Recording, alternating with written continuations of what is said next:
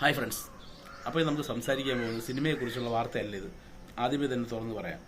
ഒരു തമിഴിൽ മമ്മൂട്ടിയുടെ ക്യാൻസറിനെ കുറിച്ചൊക്കെ പറഞ്ഞിട്ടുണ്ടെങ്കിലും ഇതൊരു സിനിമയെക്കുറിച്ചുള്ള വാർത്തയല്ല. പൂർണ്ണമായിട്ടും ഇതൊരു നമുക്ക് എല്ലാവർക്കും കിട്ടേണ്ട ഒരു അറിവാണ്. കാരണം എനിക്ക് വലിയ അറിവുണ്ടായിട്ടല്ല, ഞാൻ പലയിടത്തുനിന്ന് വായിച്ച് കേട്ടതും ബാക്കിയുള്ള കാര്യങ്ങളാണ് സംസാരിക്കാൻ പോകുന്നത്. കാരണം അങ്ങനെയുള്ള സാഹചര്യങ്ങൾ എൻ്റെ ലൈഫിൽ ഉണ്ടായിട്ടുണ്ട്. അതുകൊണ്ടാണ് ഞാൻ നിങ്ങളുടെ അടുത്ത് സംസാരിക്കാൻ ആഗ്രഹിക്കുന്നത്.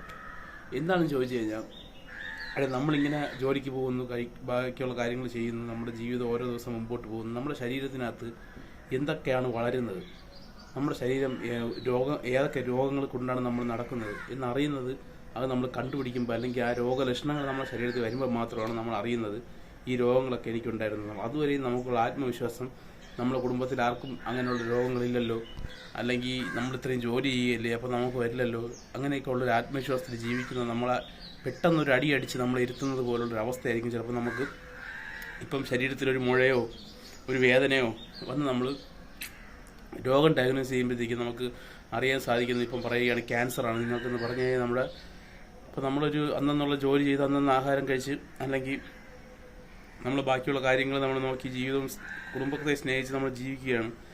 നമുക്കൊരു വരുമാനമില്ല, അല്ലെങ്കിൽ വരുമാനമുണ്ട് പക്ഷെ നമുക്കൊരു സേവിങ്സ് ഇല്ല. അങ്ങനെയുള്ള രീതിയിൽ പോവുകയാണെങ്കിൽ നമുക്ക് എന്ത് ചെയ്യാൻ പറ്റും? അവസാനം നമ്മളെ സ്വത്തോ വീടോ അതൊക്കെ വിറ്റ് നമ്മൾ ചികിത്സിക്കേണ്ടി വരും. എന്നാൽ ഈ അസുഖത്തിന് ചികിത്സിച്ചിട്ട് കാര്യമില്ല. കാരണം എത്ര ചികിത്സിച്ചാലും ഈ അസുഖത്തിന് ക്യൂർ ആവേണ്ട ചാൻസ് ഫസ്റ്റ് സ്റ്റേജിൽ കണ്ടുപിടിച്ചില്ലെങ്കിൽ പിന്നെ അതിൻ്റെ ചാൻസ് വേറെ 30-40% ഫസ്റ്റ് സ്റ്റേജ് കണ്ടുപിടിച്ച് ഒരു 60-70% മാറ്റാൻ പറ്റും. പക്ഷേ ആരും ഫസ്റ്റ് സ്റ്റേജിൽ ഇത് ഡയഗ്നോസ് ചെയ്യൂല. ഇത് എന്തെങ്കിലുമൊക്കെ ഒരു മുഴയൊക്കെ വരുമ്പോൾ ചിലപ്പോൾ അവർ ഒരു കൊളസ്ട്രോളിൻ്റെ മുഴയായിരിക്കും, അല്ല ഇതെന്നൊക്കെ സ്വന്തമായിട്ട് മനസ്സിൽ വെച്ചുകൊണ്ട് ബാക്കിയുള്ള ജീവിതം മുമ്പോട്ട് കൊണ്ടുപോകും. വേദന എടുക്കുമ്പോൾ മാത്രമായിരിക്കും അവർ കൊണ്ടുപോകുന്നത്. അപ്പോഴായിരിക്കും അറിയുന്നത് 3-ാമത്തെയോ 4-ാമത്തെയോ സ്റ്റേജായി എന്നുള്ളത്. അപ്പോൾ അതുകൊണ്ട് തന്നെ നിങ്ങൾക്ക് ശരീരത്തിൽ എന്തെങ്കിലും എവിടെയെങ്കിലും ഒരു മുഴയോ മുറിവോ അല്ലെങ്കിൽ ഒരു വേദനയോ, മുഴയോ വേദനയോ എന്തെങ്കിലും ഉണ്ടെങ്കിൽ നിങ്ങൾക്ക് ഉടനെ തന്നെ നിങ്ങൾക്ക് പോയി ഒരു ഓങ്കോളജിസ്റ്റിനെ കാണിക്കണം.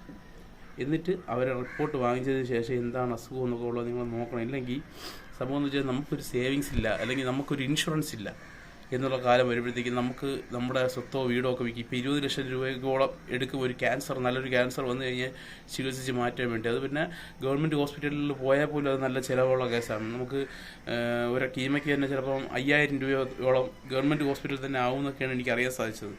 എന്നാൽ അത് പ്രൈവറ്റിലാണെങ്കിൽ 10-16 രൂപയാകും. പക്ഷേ ഗവൺമെൻറ്റിന് കിട്ടുന്നതിനേക്കാളും നമുക്ക് കൂടുതൽ നമ്മൾ കരുതുന്നത് പ്രൈവറ്റ് ഹോസ്പിറ്റലാണ്. അവർക്കാണ് കൂടുതൽ പൈസ നമ്മൾ കൊടുക്കുന്നതുകൊണ്ട് അവർ നമ്മളെ നല്ല രീതിയിൽ നോക്കും. ഓരോ നോക്കുന്നതിനും അവർക്ക് ബില്ലും അടിച്ചടിച്ച് വരും. 2 ലക്ഷം 3 ലക്ഷം, ഓരോ ഓപ്പറേഷൻ 5 ലക്ഷം അങ്ങനെയൊക്കെ വരും. ഗവൺമെൻറ് ഹോസ്പിറ്റലാണെങ്കിൽ ഒരു 20,000 ഒരു 30,000 രൂപ വരെയൊക്കെ ഓരോ ഓപ്പറേഷനും ആവും. അത് ഓപ്പറേഷൻ എന്ന് വെച്ചാൽ നമ്മൾ വിചാരിക്കുമ്പോൾ ഒരു ഓപ്പറേഷനിൽ നിൽക്കണമെന്നില്ല. ആ ഓപ്പറേഷൻ കഴിഞ്ഞ് കുറച്ച് ദിവസം കഴിയുമ്പോൾ വീണ്ടും വരും. വീണ്ടും അവിടെ പടർന്ന് ഇവിടെ പടർന്ന് അവിടെ പടർന്ന് എന്ന് പറഞ്ഞ് നമ്മുടെ ജീവിതത്തിലുള്ള നമ്മുടെ സമ്പാദ്യം മൊത്തം നമുക്ക് അതിൽ നശിച്ചു പോകും. അപ്പം എനിക്ക് പറയാനുള്ളത് എന്താണെന്ന് വെച്ചാൽ, നിങ്ങളെല്ലാവരും ഓരോ ഹെൽത്ത് ഇൻഷുറൻസ് എടുത്തിടുക. ഞാൻ ഒരു ഇൻഷുറൻസ് ഏജൻറ്റൊന്നുമല്ല, എനിക്കൊരു ഇൻഷുറൻസ് എനിക്കുമില്ല.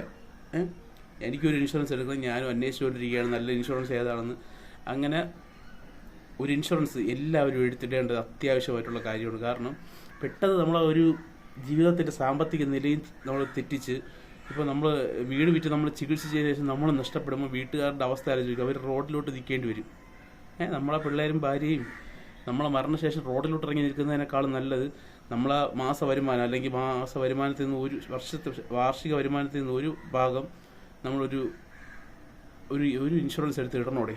ഇട്ടില്ലെങ്കിൽ നമ്മളിപ്പോൾ വിചാരിക്കും ചിലപ്പം 20,000 രൂപയൊക്കെ 15,000 രൂപയൊക്കെ നമ്മൾ കൊടുത്തൊരു ഇൻഷുറൻസ് എടുത്തിട്ട് ഒന്നും വന്നില്ലെങ്കിൽ നമുക്ക് നഷ്ടമല്ലായിരുന്നു. ഒന്നും വന്നില്ലെങ്കിൽ ആ 15,000 രൂപ നമുക്ക് നഷ്ടമാണ്. ശരിയാണ് നിങ്ങൾ പറയുന്നത്. പക്ഷേ നിങ്ങളത് എടുത്തിടാതെ നിങ്ങൾക്ക് ഇതേപോലെ 10-15 ലക്ഷം രൂപ ചികിത്സയ്ക്ക് വരുമ്പോഴത്തേക്ക് നിങ്ങളെ വീട് വിറ്റ് ആ ചികിത്സയും പരാജയപ്പെട്ടു പോകുമ്പോഴത്തേക്ക് നിങ്ങളുടെ കുടുംബത്തിൻ്റെ അവസ്ഥ നിങ്ങൾ ചിന്തിച്ചിട്ടുണ്ടോ? അപ്പോൾ അതുകൊണ്ട് നിങ്ങൾ ചെറിയൊരു ഇൻഷുറൻസ് എങ്കിലും നിങ്ങൾ എടുത്തിടണം. ഏത് ഇൻഷുറൻസ് ആയാലും കുഴപ്പമില്ല. അങ്ങനെ ഒരു ഇൻഷുറൻസ് തന്നെ എടുക്കണമെന്ന് ഞാൻ പറയുന്നില്ല. പല ഇൻഷുറൻസുകളുണ്ട്. ഏതെങ്കിലുമൊക്കെ ഇൻഷുറൻസുകൾ നിങ്ങൾ എടുത്തിടേണ്ടത് ഭയങ്കരമായിട്ടുള്ള അത്യാവശ്യമായിട്ടുള്ള കാര്യമാണ്. കാരണം പിന്നെ നിങ്ങൾ അതിൽ ദുഃഖിക്കേണ്ടി വരില്ല. പക്ഷെ നമ്മൾ ഒരു വർഷം ഇത്ര രൂപ കളയണം നമ്മുടെ ജീവിതത്തിൻ്റെ ഒരു സെക്യൂറിന് വേണ്ടി. കാരണം ഒരു ഇൻഷുറൻസ് എന്ന് വെച്ച് കഴിഞ്ഞാൽ നമ്മൾ നല്ല രീതിയിൽ, ഇപ്പം എനിക്കറിയാമെന്നുള്ളത് തന്നെ എത്ര പേർക്ക് വലിയ അസുഖം, ഇതുപോലത്തെ അസുഖം, പിന്നെ കൈയൊടിയുക കാലൊടിയുക, അങ്ങനെ ആക്സിഡൻറ്റ് വന്ന് അങ്ങനെ പ്രൈവറ്റ് ഹോസ്പിറ്റലിൽ കൊണ്ടുപോയി ഒരു 1.5 ലക്ഷം രൂപ ബില്ല് വരുമ്പോൾ ഇവർക്ക് 1,000-2,000 രൂപ മാത്രമാണ് ചിലവാകുന്നത്. അതുപോലെ തന്നെ ക്യാൻസർ ട്രീറ്റ്മെൻറ്റിനാണെങ്കിൽ പോലും നല്ല രീതിയിൽ ഇൻഷുറൻസ് ഉണ്ടെങ്കിൽ അവർ കവറേജ് കിട്ടും. നമുക്ക് ഓരോ കീമോതെറാപ്പിക്കും ബാക്കിയുള്ള കാര്യങ്ങൾക്കും എല്ലാം അവർ ഫുൾ കവറേജാണ് അവർ തരുന്നത്. അപ്പോൾ നല്ലൊരു ഇൻഷുറൻസ് നിങ്ങൾ നോക്കി സെലക്ട് ചെയ്ത് ഇടേണ്ടത് അത്യാവശ്യമാണ് ഇന്നത്തെ കാലത്ത്. കാരണം പിന്നെ ദുഃഖിച്ചിട്ട് കാര്യമില്ല. ഇപ്പം നമ്മൾ നടക്കുന്നത് നമ്മൾ ഏതൊക്കെ അസുഖങ്ങൾ കൊണ്ടാണ് നടക്കുന്നത് നമുക്ക് അറിഞ്ഞൂടാ. അപ്പം ഇതൊരു ചെറിയ അറിവായിട്ട് കണ്ടാൽ മതി. പിന്നെ നമ്മൾ മരിച്ചാൽ പോലും നമുക്ക് ചിലപ്പം അങ്ങനെ മരണാനന്തര ജീവിതം അങ്ങനെയൊക്കെ ഉണ്ടെങ്കിൽ നമ്മൾ ചിലപ്പോൾ ഇവരുടെ പ്രാരാബ്ദവും ബുദ്ധിമുട്ടും അയ്യോ ഞാനില്ലല്ലോ എന്നുള്ള കഷ്ടപ്പാട് അവർ അനുഭവിക്കുന്നതും, സ്വത്തില്ല, വീടില്ല, വാടക വീട്ടിൽ കഴിയുന്നതും, അവർ ജോലിക്ക് പോകുന്നതും അങ്ങനെയൊക്കെ നമുക്ക് തന്നെ ചിലപ്പോൾ അത് കാണേണ്ടി വരും. അങ്ങനെയൊക്കെ ഉണ്ടെങ്കിൽ. ഇല്ലെങ്കിൽ അവരുടെ ബുദ്ധിമുട്ട് എന്തായാലും അവർക്കൊരു ബുദ്ധിമുട്ടുണ്ടാവില്ലേ നമ്മൾ പോയതിനു ശേഷം. നമ്മൾ കാണാതിരിക്കുക. നമ്മൾ സ്നേഹിക്കുന്നവർക്ക് ബുദ്ധിമുട്ടുണ്ടാകാൻ നിങ്ങൾ ആഗ്രഹിക്കുന്നില്ലെങ്കിൽ നിങ്ങൾ ഉടനെ എന്തായാലും ഒരു ഇൻഷുറൻസ് എടുക്കുക. ഇതുപോലെ എന്തെങ്കിലും അസുഖങ്ങൾ വന്നു കഴിഞ്ഞാൽ ഉടനെ തന്നെ പോയി നിങ്ങൾ ആശുപത്രി കാണിച്ച് ഡയഗ്നോസ് ചെയ്ത് എന്താണെന്ന് ഉറപ്പ് വരുത്തുക. അവർ കുത്തിയെടുത്ത് പത്തോളജി പരിശോധിച്ചതിന് ശേഷം നിങ്ങൾക്ക് എന്തെങ്കിലും റിപ്പോർട്ട് തരും. അത് നോർമലാണെങ്കിൽ പിന്നെ പ്രശ്നമില്ല, നമുക്ക് പേടിക്കേണ്ട ആവശ്യമില്ല. പക്ഷേ നമുക്ക് അതിലൊരു ബുദ്ധിമുട്ടുണ്ട്. 2-3 ദിവസം നമ്മൾ അതിൽ പുറകെ നടക്കണം. അതൊക്കെ നടക്കണം. 2-3 ദിവസം പോട്ടെ നമ്മുടെ ജീവിതത്തിൽ. അല്ലാതെ നമുക്ക് വലിയൊരു അസുഖം വന്നു കഴിഞ്ഞാൽ നമുക്ക് പിടിച്ചിരിക്കാൻ പറ്റുമോ? അപ്പം ഇത്രയുള്ള വീഡിയോ നിങ്ങൾക്ക് പറ്റുമെങ്കിൽ നിങ്ങൾ ഇത് കേൾക്കുക. നിങ്ങൾക്ക് വേണമെങ്കിൽ നിങ്ങൾ എടുക്കുക, അല്ലെങ്കിൽ നിങ്ങൾ കളയുക. ഓക്കെ, നന്ദി, നമസ്കാരം.